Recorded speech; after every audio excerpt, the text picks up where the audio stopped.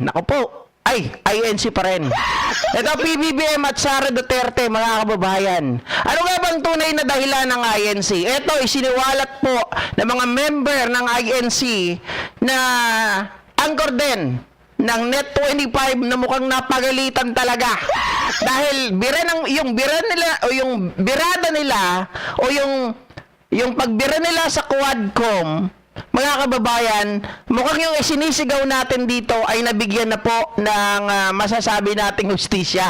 Bakit, GP? Hindi na nila mabanatan ngayon eh.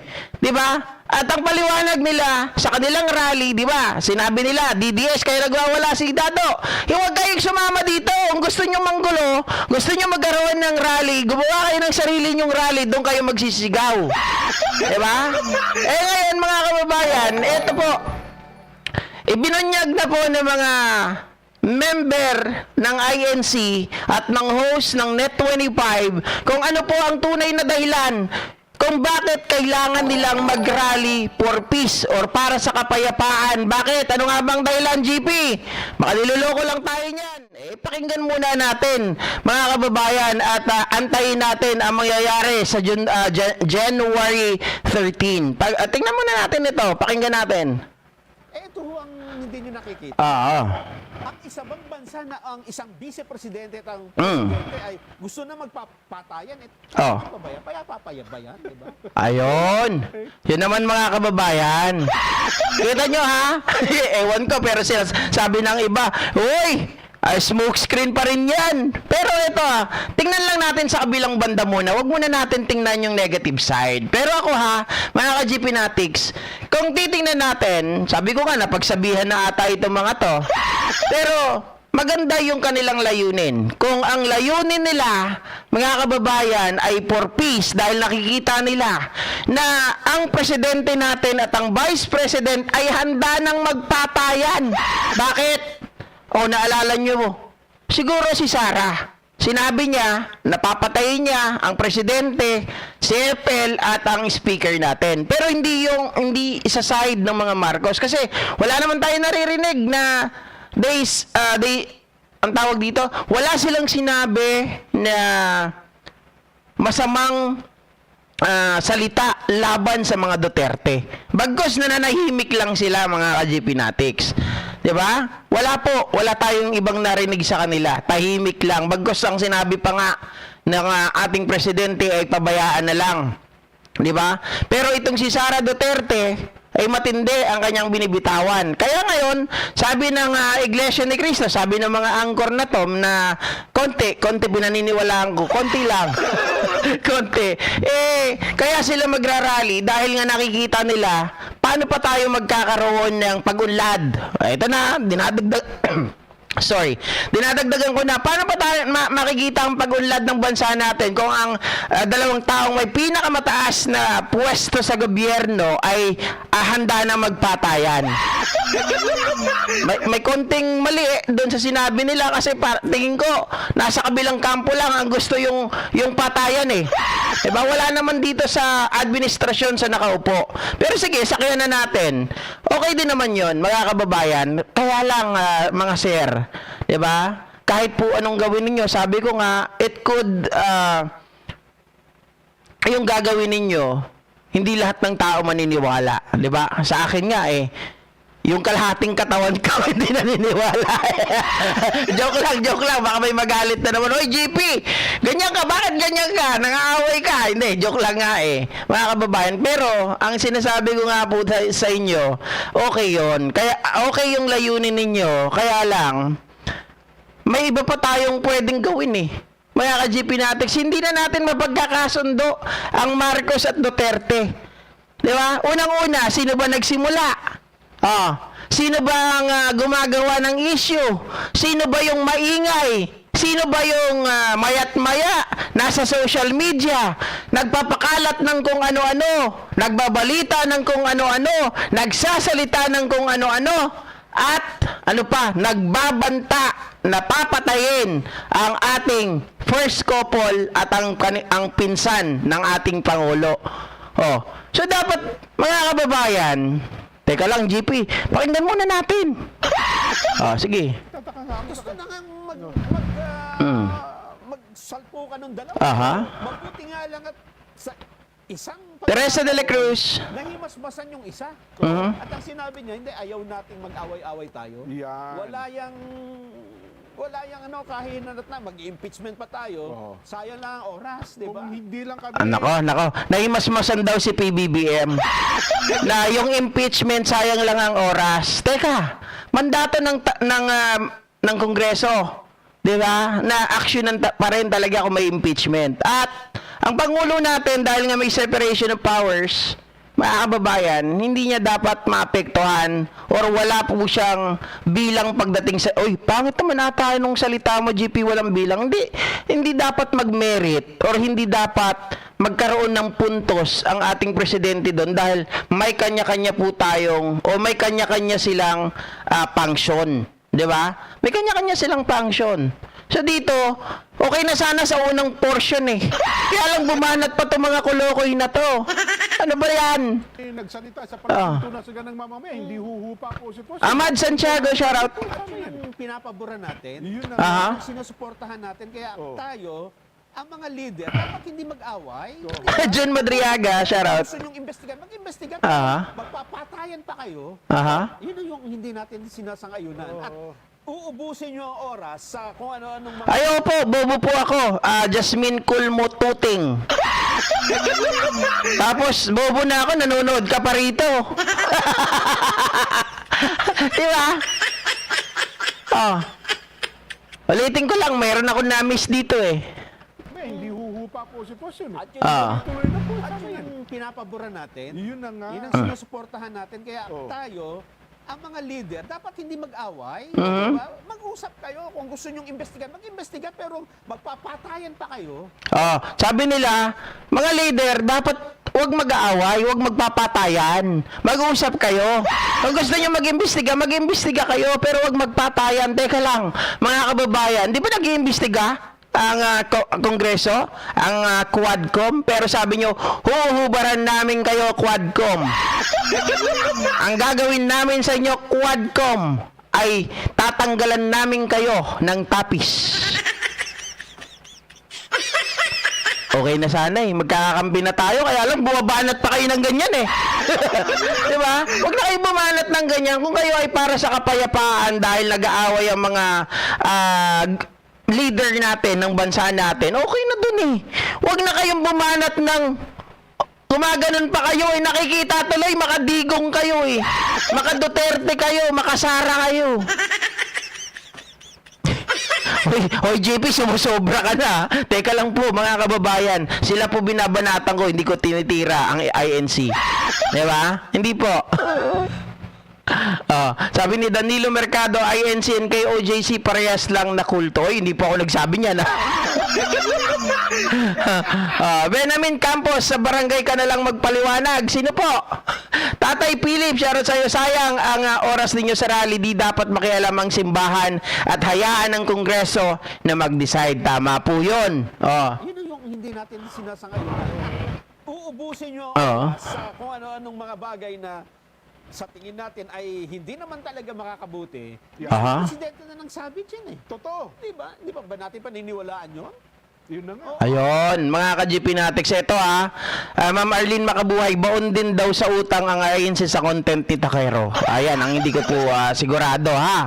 Ayaw ko pong sagutin yan. Pero kaya lang dito, sa statement ng dalawang kulugo na to, sorry naman, kulugo talaga tawag ko dito sa mga to eh.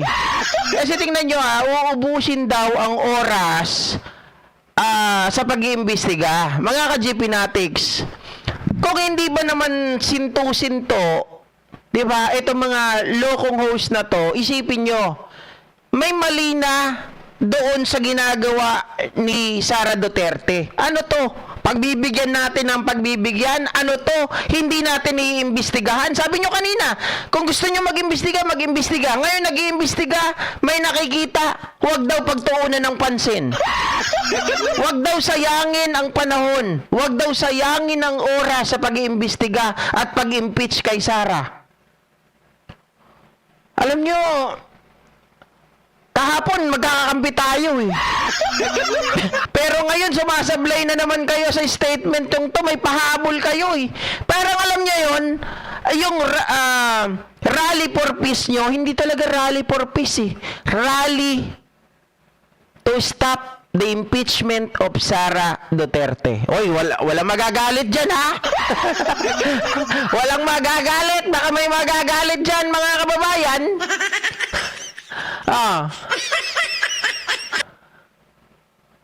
Sabi ni Roy, hunghang na vlogger ito ay ayaw ng kapayapaan. Teka lang. Sinasangayunan ko nga yung first part na sinasabi ng hunghang na dalawang host na to eh. Na ang gusto nila ay ayaw nilang mag-away ang mga pinuno ng ating bansa.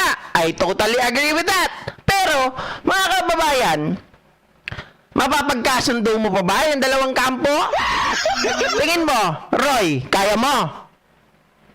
Diba? Sino ba namang ang tao ang hindi naghahangad ng kapayapaan? Of course, lahat tayo naghahangad ng kapayapaan. But, open your mind. Okay? Kung babae ka lang, sabihin ko, don't just open your diba? Ang sinasabi ko dito, okay na yung ganong statement nung una. Para maalala mo, konti lang naman to, ipa-replay ko lang ng konti. Ito yung sinabi niya na sinasangayunan ko naman. Ang hindi nyo nakikita. Eto. Ang isa bang bansa na ang isang vice-presidente at ang presidente ay gusto na magpapatayan, tahimik pa ba yan? Papayag ba yan? Diba? Tataka nga ako Gusto na nga magsalpo ka ng dalawa eh. Oo.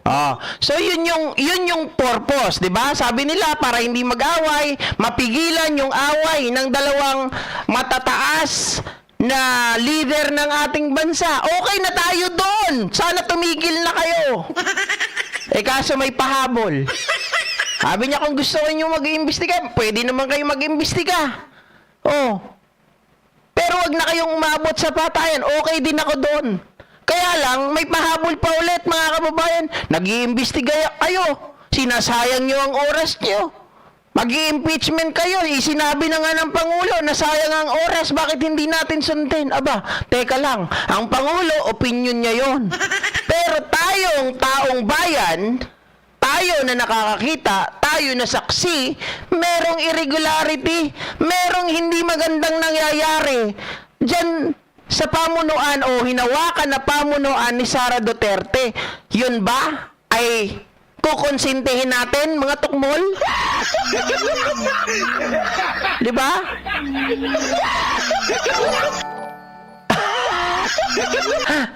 Galit na si Florentino Ginto.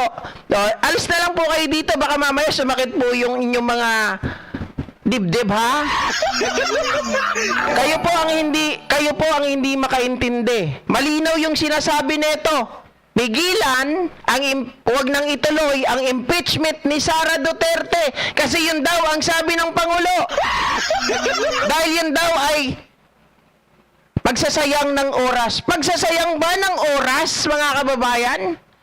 Na dapat ang isang tao na gumawa ng hindi maganda ay dapat panagutan ang kanyang mga ginawa? Ang gusto nyo ba? Tuloy-tuloy ang gagawin na pangungurakot?